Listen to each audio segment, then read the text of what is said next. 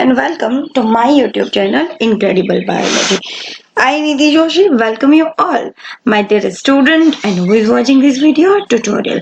I hope you all are well and good in this COVID-19 pandemic situation. So as we start our today's topic, let's get quick summarized of our previous tutorial. In our previous tutorial, we are started unit number 5, wildlife biology, ecology and instrumental biology. In our previous tutorials, we were completed the instrumental biology, some topics of wildlife biology like threatened mammals and threatened aves, wildlife reasons of wildlife depletion. This topic we were completed in our previous tutorials. In our today's tutorial, we are going to start ecology. In ecology, we are going to learn energy flow in ecosystem and ecological pyramids. So let's get started. First of all, we learn ecology. Ecology is a specific study of an organism and its environment. First of all, the question arises in our mind, what is ecology? Ecology is a scientific study of an organism and its environment. The continuing increase of human population and the associated destruction of natural environments, example deforestation, pesticides and pollutants. The science of ecology is related with the environments of all plants, animals and microbes. Aristotle, Ernest Haeckel, Eugen Adam, R. Mishra, C. J. Krebs, M. E. Clark, Matthews, Elements are some of the ecologist scientists related with ecology. In the present semester, you will learn some concept of energy flow in ecosystem and ecological pyramids. What is ecology? Ecology is a scientific study of an organism and the organism's associated environment. Ecology એક એવું scientific study છે જે કોઈ પણ ઇકોસિસ્ટમમાં રહેલી કોઈ organism અને એની ભેગું સંકળાયેલું એનું એન્વાયરમેન્ટ એટલે એના એબાયોટિક ફેક્ટર અને બાયોટિક ફેક્ટરને કમ્બાઈન કરીને જે સ્ટડી કરવામાં આવે છે કોઈ સ્પીસીસ, કોઈ જીનસ, કોઈ ઓર્ગેનિઝમ, કોઈ ફાઇલમ, એને આપણે શું કહીએ છીએ? ઇકોલોજી. અત્યારે જે હ્યુમન પોપ્યુલેશન અને એની ભેગા જે નેચરલ એન્વાયરમેન્ટ ડિસ્ટ્રક્શન વધી રહેલા છે એના એક્ઝામ્પલ છે ડિફોરેસ્ટેશન, પેસ્ટિસાઇડ્સ અને પોલ્યુટન્ટ્સ. ઇકોલોજી સાયન્સ છે એ કોની ભેગું રિલેટ કરે છે તો કે એન્વાયરમેન્ટના દરેકે દરેક એનિમલ અને દરેક માઇક્રોબ્સ ભેગું છે એ ઇકોલોજી છે એ રિલેટ કરે છે, કોરિલેટ કરે છે. Aristotle, Ernest Haeckel, Odum, Mishra, Krebs, Clarke વગેરે જેવા ઇકોલોજીસ્ટ છે. અને પ્રેઝન્ટ સેમેસ્ટરમાં આપણે શું સ્ટડી કરવાનું છે? એનર્જી ફ્લો, ઇકોસિસ્ટમની અંદર એનર્જી ફ્લો અને ઇકોલોજીકલ પિરામિડ્સ છે એ આપણે સ્ટડી કરવાના છે. In today's session, we are going to learn a particular topic, energy flow in ecosystem. In next tutorial, we are going to learn ecological pyramids. So let's get started. Energy flow in ecosystem. The word ecosystem is introduced by Sir Arthur Tansley in 1871 to 1955. Also refers as ecological system, the basic unit of ecology. Basic unit of ecology શું છે? Ecological system અથવા તો ecosystem એ ecology નો basic unit છે. સૌથી પહેલો ecosystem word છે એ A.G. ટેન્સલી, અર્થર ટેન્સલી નામના scientist જેનો ટાઈમ પીરિયડ હતો 1871 થી 1955, એટલા સમયમાં એજી ટેન્સલી હતા. એ સમયમાં એણે ઇકોસિસ્ટમ નામનો ટર્મ ઇન્ટ્રોડ્યુસ કરેલું અને એને ઇકોલોજીકલ સિસ્ટમ પણ કહેવામાં આવે છે અને ઇકોસિસ્ટમ છે એ ઇકોલોજીનો બેઝિક યુનિટ છે. It is a suitable word to denote the physical and biological components of an environment considered in relation to each other as a unit. Ecosystem એક એવો સ્યુટેબલ વર્ડ છે જે એન્વાયરમેન્ટની અંદરના રિલેશનમાં ફિઝિકલ અને biological component એબાયોટિક અને Biotique કમ્પોનન્ટને એકબીજા સાથે correlate કરે છે, રિલેશન બતાવે છે અને એકબીજાના યુનિટ તરીકે કામ કરે છે. એના માટે બહુ સ્પેસિફાઈડ વર્ડ ડિનોટ થાય છે ઇકોસિસ્ટમ. ક્લિયર? હવે ઇકોસિસ્ટમના કમ્પોનન્ટ્સ આપણે જોઈએ. Components of an ecosystem, it includes mainly two components, abiotic and the biotic component. Abiotic, it means non-living, and biotic, it means living components. These further categorized into several parts like physical component, species, water pollution, nutrients, communities, topography, weather, competition and predation and disturbance, etc. Mainly ઇકોસિસ્ટમના બે component છે, abiotic components and the biotic component. Abiotic કમ્પોનન્ટની અંદર non living components આવે છે, જ્યારે Biotique કમ્પોનન્ટ્સની અંદર living component છે એ આવે છે. અને ફર્ધર આ બધા જે એબાયોટિક અને બાયોટિક કમ્પોનન્ટ છે એને ફર્ધર કેટેગરાઇઝડ કરીએ તો એની અંદર physical components, species, water, pollutions, nutrients, communities, topography, weather, competition and predation, and the disturbance are the further categorized into ecosystem. Any further category છે. મેઇન ટુ કમ્પોનન્ટ છે. ક્યાં બે કમ્પોનન્ટ છે? એબાયોટિક અને બાયોટિક. ફર્ધર ડિવાઈડ કરીએ તો physical components આવે, species, water, pollution, these all are the units of ecosystem. ઇકોસિસ્ટમના મેઇન યુનિટ્સ છે ટોપોગ્રાફી, એની community, weather, competition and predation, એની અંદરનું ડિસ્ટર્બન્સ, વોટર, એની અંદરના પોપ્યુલેશન, એની અંદરનું પોલ્યુશન, એની અંદરના nutrients. Clear? All organisms require energy for growth. દરેક ઓર્ગેનિઝમ છે એને પોતાના ગ્રોથ, મેન્ટેનન્સ, રીપ્રોડક્શન અને લોકોમોશન કરવા માટે એનર્જીની જરૂરિયાત છે. ગ્રોથ કરવો, પોતાનું મેન્ટેનન્સ કરવું, રીપ્રોડક્શન કરવું, લોકોમોશન કરવું, એક જગ્યાએથી બીજી જગ્યાએ જવું, તો એના માટે છે એ શું રિક્વાયર છે? એનર્જીની રિક્વાયરમેન્ટ છે. One way flow of high quality energy from the sun returned as a low quality heat. Cycling of matter or nutrients through parts of biosphere. Closed system applies law of conservation of matter. Time frame of second of centuries. Gravity maintains atmosphere, enables movement and cycling of air, water and nutrients. One way flow of high quality energy from the sun. Cycling of matter or nutrients through parts of biosphere. Gravity. Energy flow always one way છે, energy flow two way નથી. High quality energy અર્થના કોઈ પણ એનિમલને through the sun મળે છે, કોઈ પણ એનિમલને. પછી એ direct છે કે ઇનડાયરેક્ટ છે? ડાયરેક્ટ સન એનર્જી વાપરવા વાળા ઓનલી પ્રોડ્યુસર્સ છે. બીજા બધા એનિમલ છે એને એનર્જી છે એ ઇનડાયરેક્ટ સનમાંથી મળે છે. તો વન વે ફ્લો છે જે સનમાંથી મળે છે અને રિટર્ન થશે લો ક્વોલિટી હીટ. એનર્જી મળે છે અને એનર્જી રિટર્ન કેવી રીતે થશે? તો કે એ જે છે હીટ લોસ જે થશે, જે લો ક્વોલિટીનો હીટ લોસ થશે, એના થ્રુ એનર્જી છે એ પાછી રિટર્ન થાય છે. પછી ન્યુટ્રિયન્ટ અને મેટરનું સાયકલિંગ થશે through the parts of biosphere.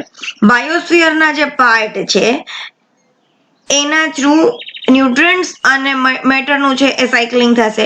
Nutrients છે એ સૌથી પહેલા પ્રોડ્યુસર્સ જમીનમાંથી લેશે, બરાબર? એના પછી પ્રોડ્યુસર્સ એને કન્ઝ્યુમ કરશે. એના પછી એ ન્યુટ્રિયન્ટ્સને એના ફૂડ તરીકે પ્રાઇમરી કન્ઝ્યુમર એનું યુટિલાઇઝેશન કરી, સેકન્ડરી કન્ઝ્યુમર અને એના પછી ટોપ પ્રિડેટર. એ લોકો બધા ડેડ થઈ જશે એટલે અગેન એ મેટર છે એ અર્થની અંદર છે એ ભળી જશે. તો આવી રીતે સાયકલિંગ મેટર છે એ બાયોસ્ફિયરમાં ચાલુ રહે છે. અને ગ્રેવિટી જે છે, ગ્રેવિટી ગુરુત્વાકર્ષણ બળ જે એટમોસ્ફિયરને મેન્ટેન કરે છે, એ સિવાય મુવમેન્ટને અનેબલ કરે છે. વોટર, એર અને ન્યુટ્રિયન્ટની સાયકલ છે એને ચાલુ રાખવાનું કામ છે એ ગ્રેવિટી કરે છે. એ સિવાય જે સાયકલિંગ મેટર છે એ ક્લોઝ સિસ્ટમ અપ્લાય, એક ક્લોઝ સિસ્ટમની અંદર એ સાયકલ કામ કરે છે. લો ઓફ કન્ઝર્વેશન ઓફ મેટરનો જે કન્ઝર્વેશન લો છે એ કામ કરે છે. એ સિવાય time frame of second to centuries, અને સેન્ચુરીઝ થી આ ટાઈમ ફ્રેમ ની અંદર ન્યુટ્રિયન્ટ અને મેટરનું છે એ સાયકલિંગ ચાલતું આવે છે.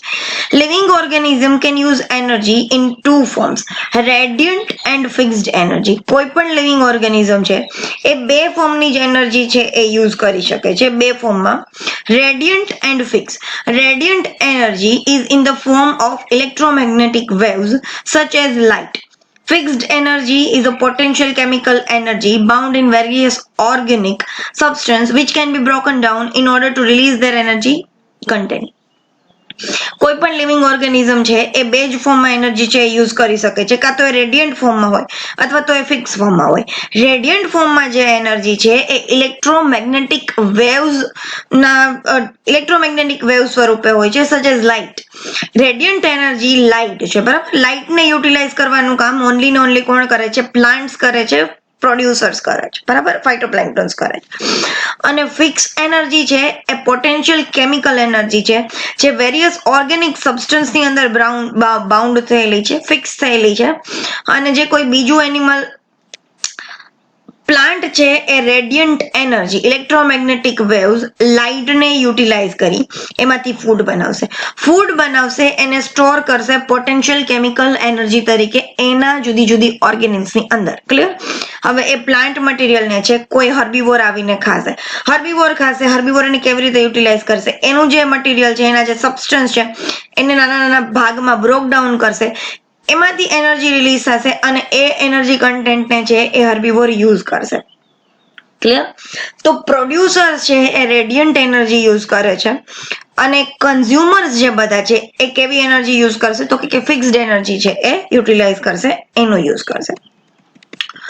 Organisms that can fix radiant energy utilizing inorganic substance to produce organic molecules are called autotrophs. Autotrophs કોને કહેવાય છે આપને લોકોને ખબર જ છે, પણ જે ઓર્ગેનિઝમ છે એ રેડિયન્ટ એનર્જીને ફિક્સ કરી શકે, inorganic substance to produce organic molecules are called autotrophs. Autotrophs એવા છે જે ઇનઓર્ગેનિક સબસ્ટન્સની યુઝ કરી રેડિયન્ટ એનર્જીને ફિક્સ કરશે ઓર્ગેનિક મોલેક્યુલની અંદર અને પ્રોડ્યુસ કરશે ઓર્ગેનિક મોલેક્યુલ્સ, એને આપણે શું કહેશું? ઓટોટ્રોફ્સ.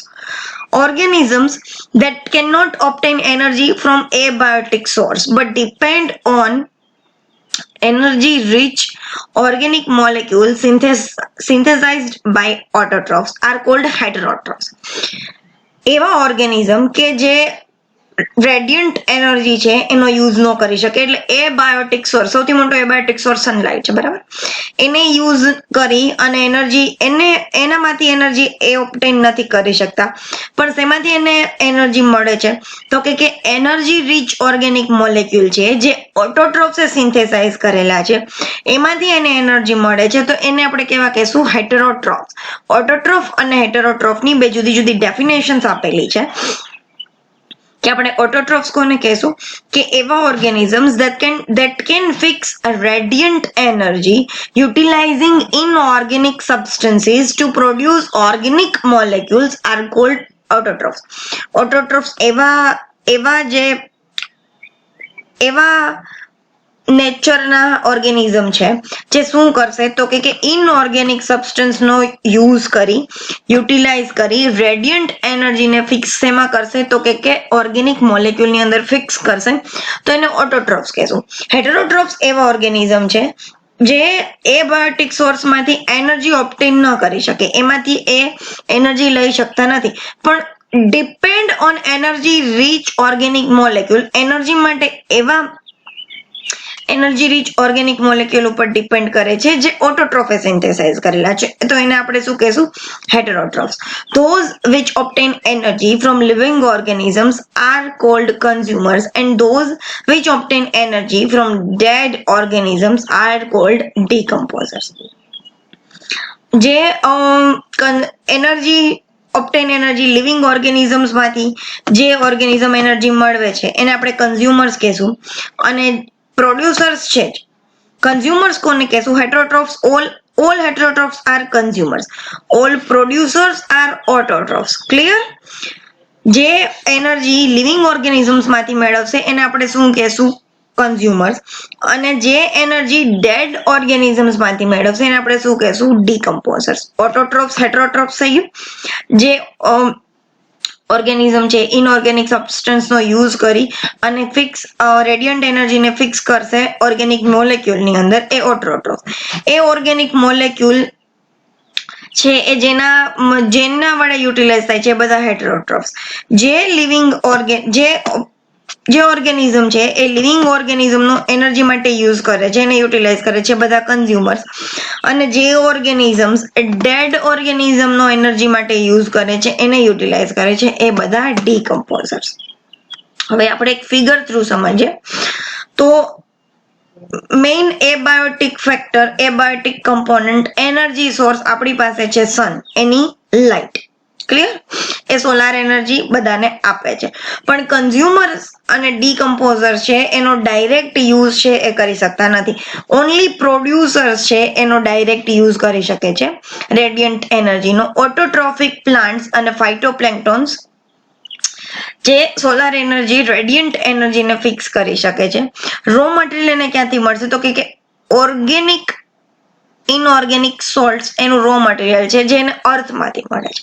તો ઇનઓર્ગેનિક કમ્પોનન્ટનો યુઝ કરી પ્રોડ્યુસર છે એ રેડિયન્ટ એનર્જીને ફિક્સ કરે છે અને પોતાનું ફૂડ બનાવે છે. હવે પ્રોડ્યુસર્સને પ્રાઇમરી કન્ઝ્યુમર છે હર્બીવોર, પ્રોટોઝોઅન, મોલ્યુસ્ક, ક્રસ્ટેશિયન્સ, ફિશ, ઇન્સેક્ટ, રૂમિનન્ટ્સ અને રોડન્ટ્સ. એ પ્રોડ્યુસર્સને પોતાનો ખોરાક બનાવશે. પ્રોડ્યુસર્સમાંથી એનર્જી મેળવે છે ઓર્ગેનિક મોલેક્યુલ થ્રુ. હવે પ્રોડ્યુસર્સ પ્રાઇમરી કન્ઝ્યુમર છે એને પ્રાઇમરી કાર્નિવોર, વુલ્ફ, ફ્રોગ, ફિશ એ પ્રાઇમરી કન્ઝ્યુમરનો યુઝ કરશે, અને સેકન્ડરી કાર્નિવોર છે એ પ્રાઇમરી કાર્નિવોરનો યુઝ કરશે. તો આવી રીતે chain producers, consumer, primary consumer, secondary consumer અને ટોપ પ્રેડેટર એ બધા અંતે છે એ ડેડ થવાના છે. પ્રાઇમરી કાર્નિવોર, સેકન્ડરી કાર્નિવોર, પ્રાઇમરી કન્ઝ્યુમર અને ઇવન પ્રોડ્યુસર્સ પણ ડેડ થશે. આ ડેડ મટીરિયલ છે એમાંથી જે એનર્જી મેળવે છે બેક્ટેરિયા અને ફંગસ, જેને આપણે કહીશું ડીકમ્પોઝર્સ, એ ડેડ મટીરિયલમાંથી એનર્જી મેળવશે અને પોતે ડીકમ્પોઝડ કરી અને ઓર્ગેનિક અને ઇનઓર્ગેનિક સોલ્ટ્સમાં એનું રૂપાંતર કરી અગેન એને રો મટીરિયલ તરીકે અર્થને પાછું આપશે. આવી રીતે એક સાયકલ છે એ ચાલુ રહે છે અને એનર્જી છે એ એક ટ્રોફિક લેવલથી બીજા ટ્રોફિક લેવલ ઉપર પાસ થાય છે. ડાયરેક્ટ સનલાઇટ ઓનલી પ્રોડ્યુસર્સ છે sorry direct sunlight only producers can utilise. બીજા બધા છે એ પ્રોડ્યુસર્સ નો એનર્જી માટે યુઝ કરે છે. Clear? Direct or indirect.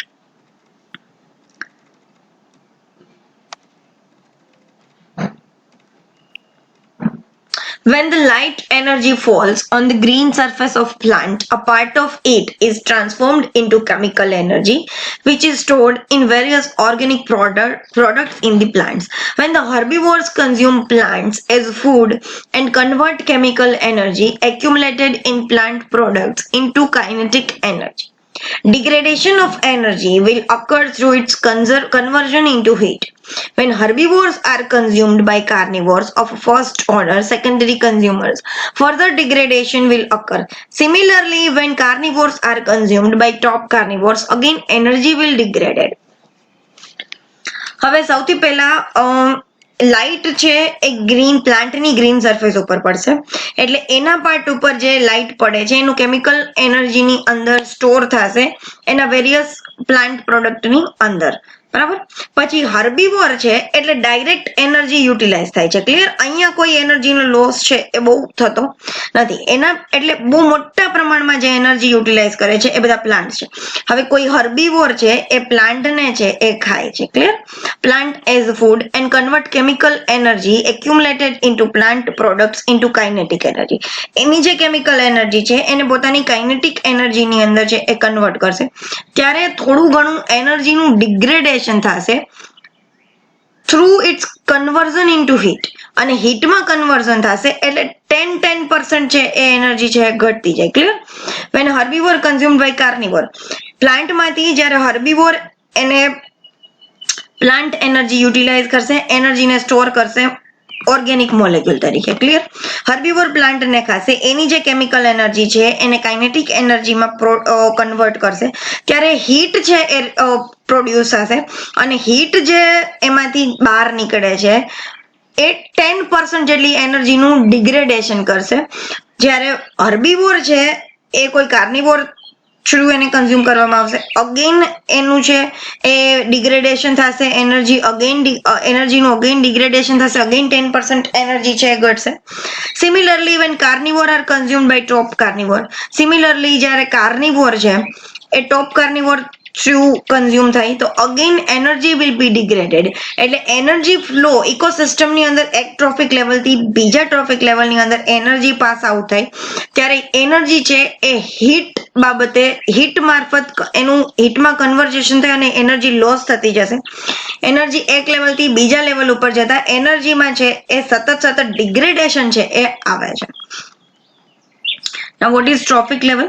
The producers and consumers in ecosystem can be arranged into several feeding groups, each known as trophic level. Producer એક trophic level છે, એના પછી consumer એક trophic level છે, અને decomposers એક trophic level છે. Clear?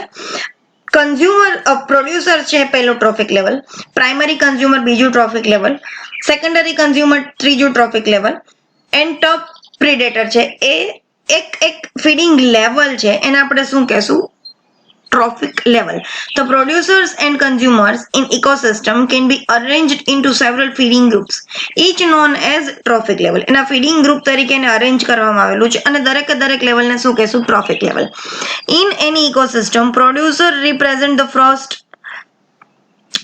trophic level, herbivores present the second trophic level, primary carnivore represent the third trophic level, and top carnivore represent the last level.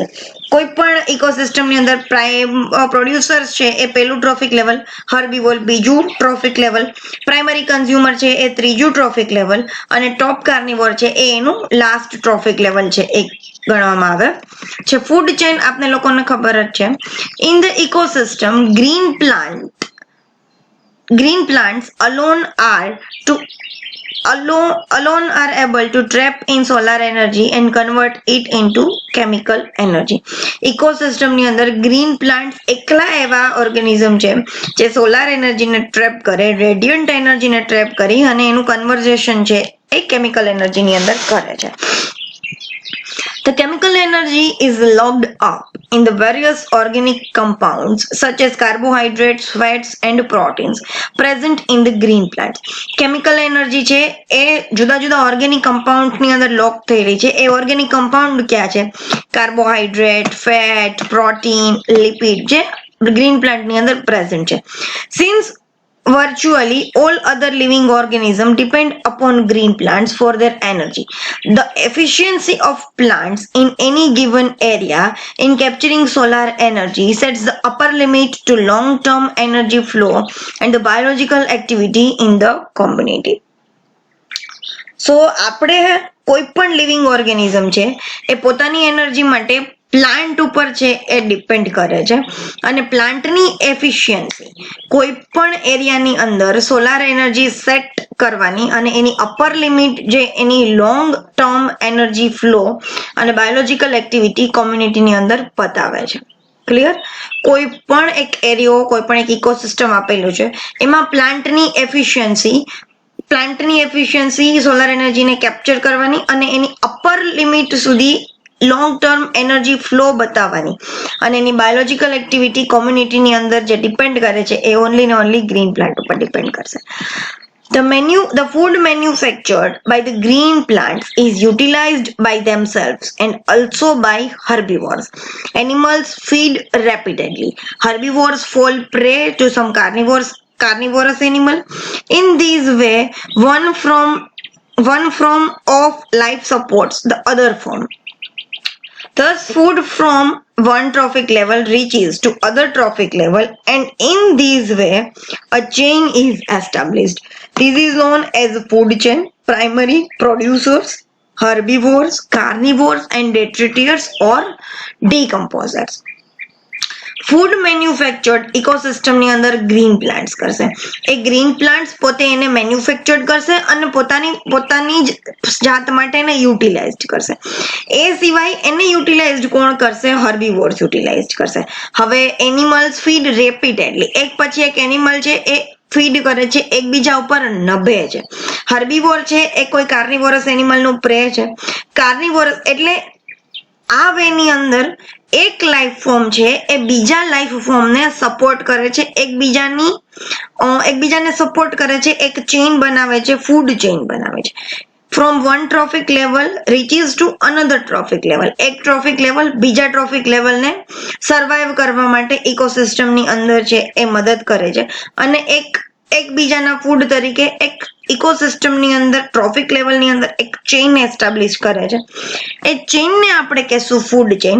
A chain જોઈએ તો કોઈ પણ ઇકોસિસ્ટમની અંદર સૌથી પહેલા ચેઇનમાં પ્રોડ્યુસર્સ, એના પછી હર્બીવોર્સ પછી કાર્નિવોર્સ અને કાર્નિવોર્સ પછી ડેટ્રિટિયસ ઓર ડીકમ્પોઝર્સ, ફંગસ એન્ડ ધી બેક્ટેરિયા. હવે પ્રોડ્યુસર્સ આપણે જોઈએ. It is the only community able to make their own food by using sunlight, water and oxygen with the help of chlorophyll pigment. It also called as autotrophs. It includes mainly green plants, algae and the bacteria. એક કોમ્યુનિટીની અંદર ઇકોસિસ્ટમની અંદર એક only એવી community છે જે પોતાનું food પોતાની જાતે બનાવે છે by using sunlight, water and the oxygen with the help of chlorophyll pigment. આપણી કોઈ પાસે chlorophyll pigment નથી, પ્રોડ્યુસર્સ પાસે એક chlorophyll pigment છે. That's why એ સનલાઇટને યુટિલાઇઝ કરે છે, વોટર અને ઓક્સિજનની હેલ્પ થ્રુ એ ઓર્ગેનિક મોલેક્યુલની અંદર રેડિયન્ટ એનર્જીને કેમિકલ એનર્જીની અંદર છે એ કન્વર્ટ કરે છે અને એને આપણે શું કહીશું? ઓટોટ્રોફ્સ કહીશું. અને એ કોને કોને ઇન્ક્લુડ કરે છે? તો કે all the green plants, algae and the bacteria are the producers. પછી consumers, they utilize the producers autotrophs as a food source to fulfill their energy requirement. Consumers છે એ ઓટોટ્રોફ્સ અને પ્રોડ્યુસર્સને છે એ પોતાના ફૂડ સોર્સ તરીકે યુટિલાઇઝ કરે છે એની એનર્જી ફુલફિલ કરવા માટે. These are mainly three types of consumers found, namely primary, secondary and the tertiary. Primary are herbivores, secondary are small carnivores and tertiary are large or top carnivores. The primary consumers are mainly herbivore organisms which feed upon autotrophs, grasses and green plants to fulfill their energy requirement. In other hand, secondary consumers feed upon primary consumers, herbivore, for their energy requirement, which includes carnivore at two different levels, primary and the secondary, according to their size and ecological status. Then comes detritus, which get nourishments from the dead and decaying materials of plant and animal by using various degrading chemicals found within its body. હવે consumers કોણ છે? તો consumers એવા એન્વાયરમેન્ટના organisms છે કે જે producers અને ઓટોટ્રોફ્સને પોતાનો ફૂડ સોર્સ બનાવે છે એની એનર્જી રિક્વાયરમેન્ટને ફુલફિલ કરવા માટે. મેઇનલી થ્રી ટાઈપના કન્ઝ્યુમર્સ છે ઇકોસિસ્ટમની અંદર જોવા મળે છે: primary, secondary and the tertiary. Primary consumers always are herbivores, જે ઓટોટ્રોફ્સને ફીડ કરે છે, ઓટોટ્રોફ્સને ફૂડ તરીકે વાપરે છે. જનરલી ફૂડમાં ગ્રાસીસ અને ગ્રીન પ્લાન્ટ છે એની એનર્જી રિક્વાયરમેન્ટને ફુલફિલ કરવા માટે. કન્ઝ્યુમર છે એ પ્રાઇમરી કન્ઝ્યુમર, સેકન્ડરી કન્ઝ્યુમર છે એ જનરલી પ્રાઇમરી કન્ઝ્યુમરને પોતાના ફૂડ તરીકે વાપરે છે. જનરલી હર્બીવોર્સને પોતાના ફૂડ તરીકે વાપરે છે એની એનર્જી રિક્વાયરમેન્ટને ફુલફિલ કરવા માટે. અને કાર્નિવોર છે એ ટુ ડિફરન્ટ ટ્રોફિક લેવલની અંદર ડિવાઈડ થયેલા છે, પ્રાઇમરી અને સેકન્ડરી કાર્નિવોર, સ્મોલ કાર્નિવોર અને top predators. Primary carnivore and the top predators એની સાઇઝ અને એના ઇકોલોજીકલ સ્ટેટસને આધારે એને પ્રાઇમરી કાર્નિવોર અને સેકન્ડરી કાર્નિવોર છે કહેવામાં આવે છે.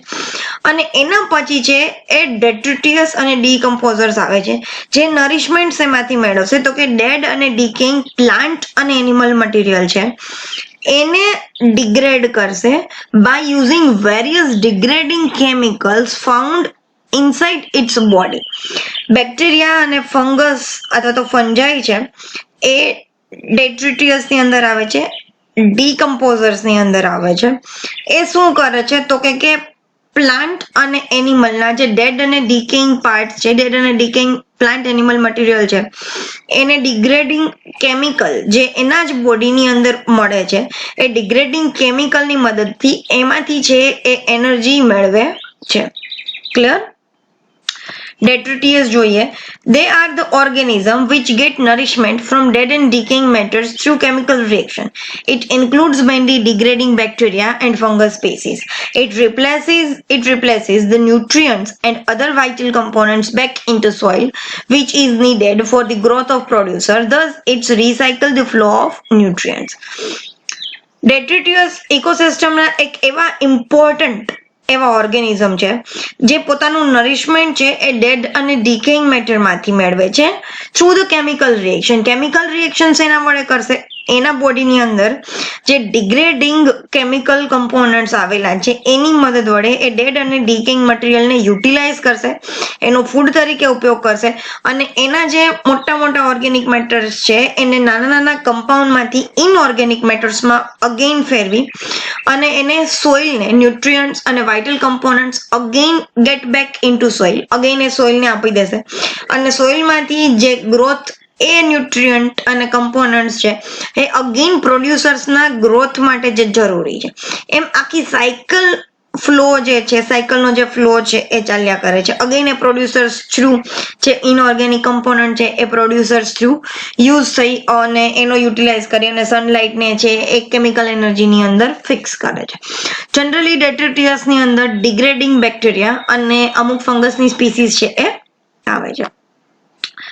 A food chain may be defined as the transfer of energy and nutrients through a succession of organisms through repeated process of eating and being eaten.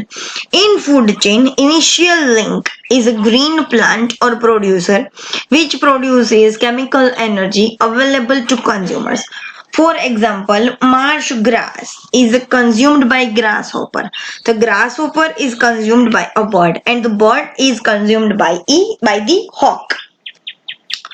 Food chain છે એને આપણે એનર્જી અને nutrient નું transfer એક trophic લેવલથી બીજા trophic લેવલની અંદર ઓર્ગેનિઝમના suction through repeated process of eating and being eaten, ખાવું અને કોકના દ્વારા ખવાવું, એને આપણે એવી રીતે ડિફાઇન કરી શકીએ.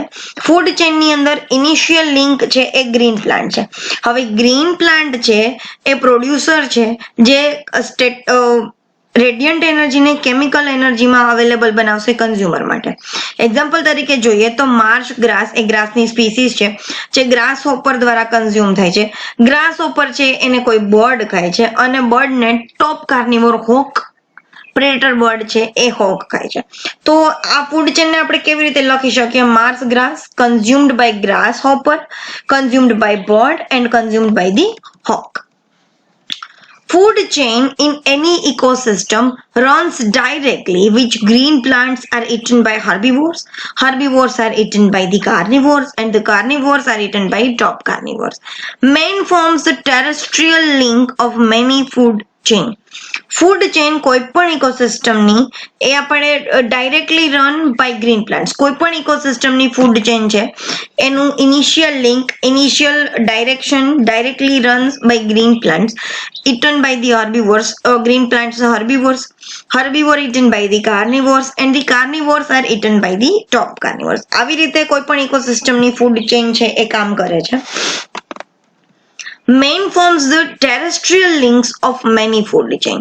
અને મેઇન જે છે એ કોઈ પણ ફૂડ ચેઇનની ટેરેસ્ટ્રીયલ લિંક છે એ બનાવે છે. Food chains are of 3 type. Generally 3 ટાઈપની ફૂડ ચેઇન છે જોવા મળે છે. Grazing food chain, parasitic food chain, and the saprophytic or detritus food chain.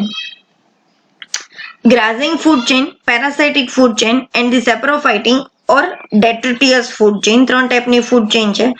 In detail આપણે જોઈએ તો ગ્રાઝિંગ ફૂડ ચેઇન ની અંદર શું છે?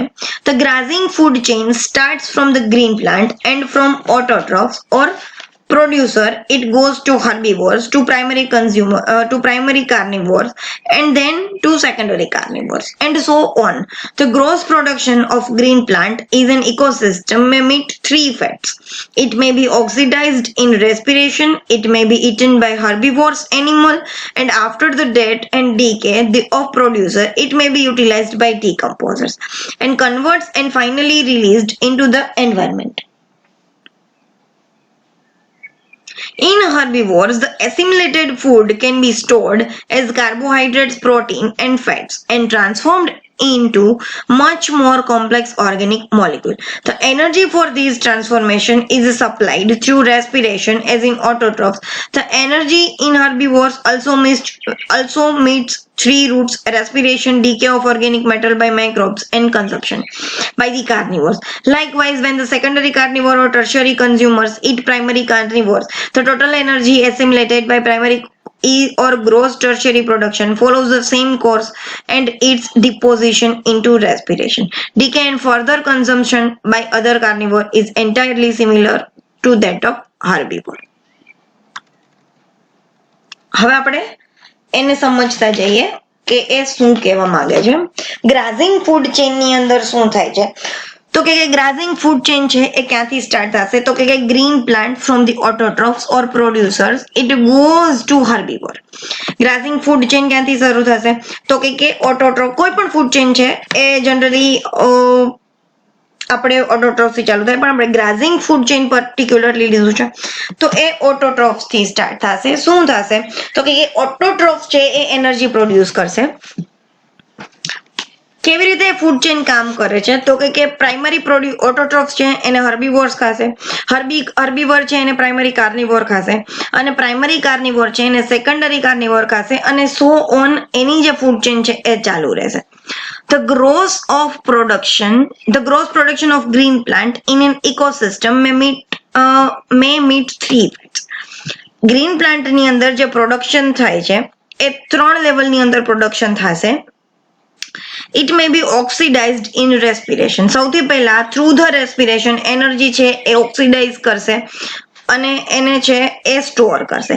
It may be eaten by herbivorous animal, and after the death and decay of producers it may be utilized by the decomposers and converts and finally released into environment.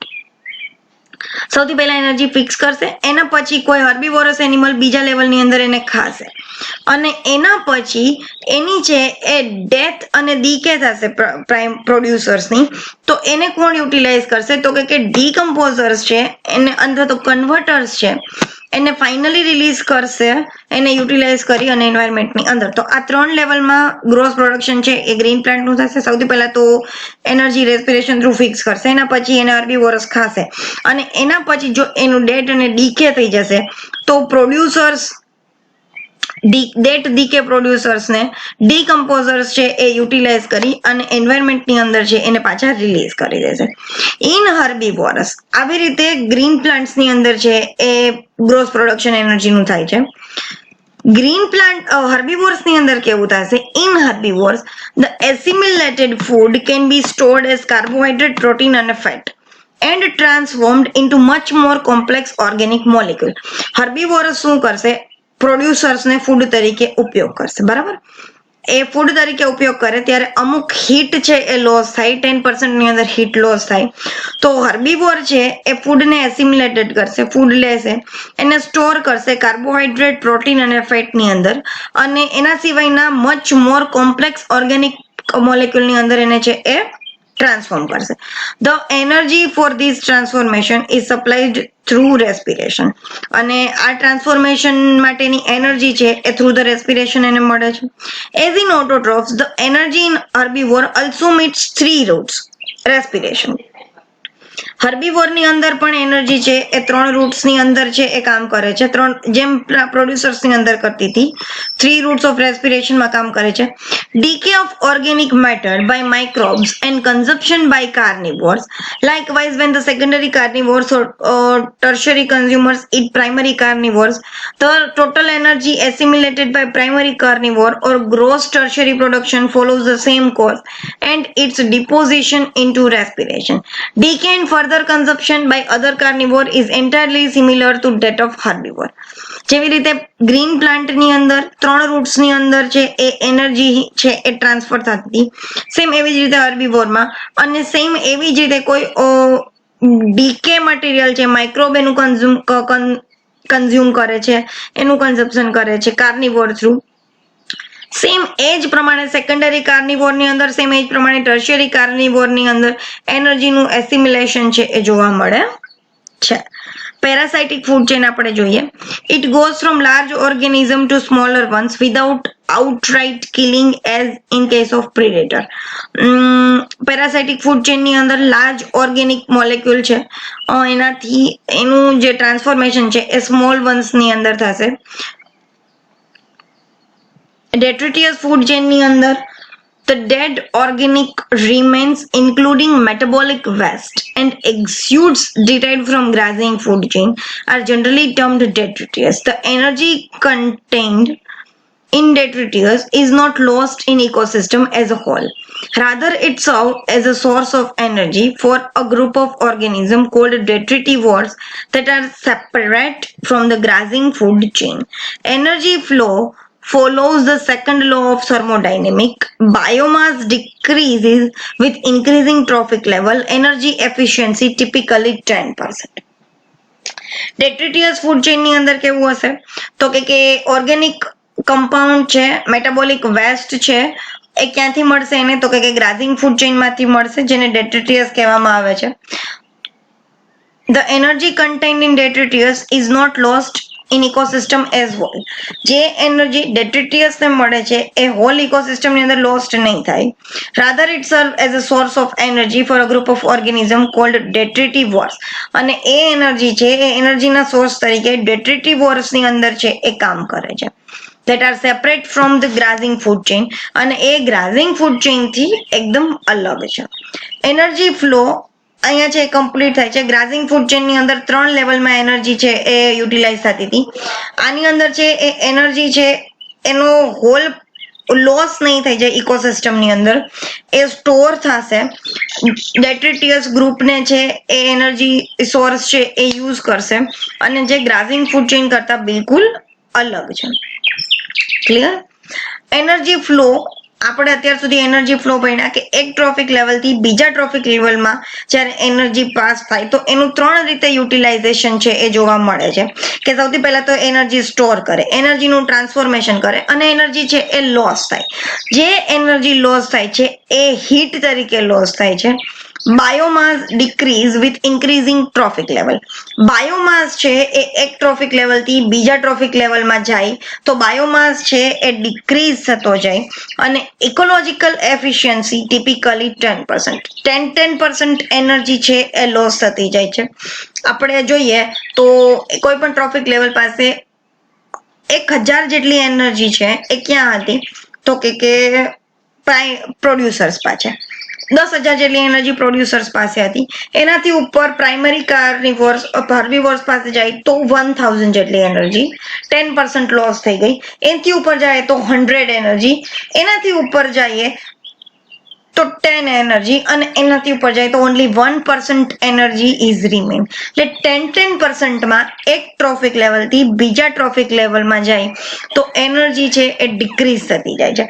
Energy flow છે એ થર્મોડાયનેમિક્સનો બીજો લો છે એને અનુસરે છે. Biomass decreases with increasing trophic level.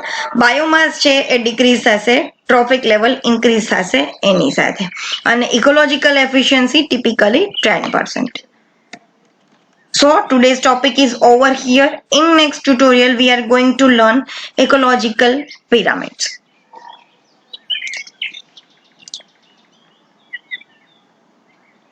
So in today's topic, if you have any kinds of questions or doubt, ask me into comment boxes, through the Google Classrooms, and through the doubt solving session. Till then, stay tuned with Incredible Biology. Stay learn at your home. Stay home, stay safe. Thank you.